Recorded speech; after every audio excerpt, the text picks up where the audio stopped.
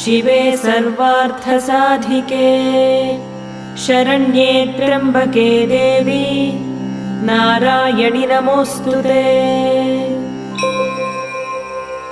अस्य श्रीललिता सहस्रनाम स्तोत्रमाला मन्त्रस्य वशिन्यादिवाग्देवता ऋषयः अनुष्टुप् छन्दः श्रीललिता परमेश्वरी देवता श्रीमद्वाग्भवकूटेति बीजम् मध्यकूटेति शक्तिः शक्तिकूटेति कीलकम् श्रीललिता महात्रिपुरसुन्दरी प्रसादसिद्धिद्वारा चिन्तितफलावाप्त्यर्थे जपे विनियोगः।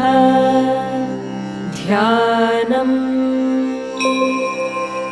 सिन्दूरारुणविग्रहां त्रिनयनां माणिक्यमौलिस्फुरत्तारां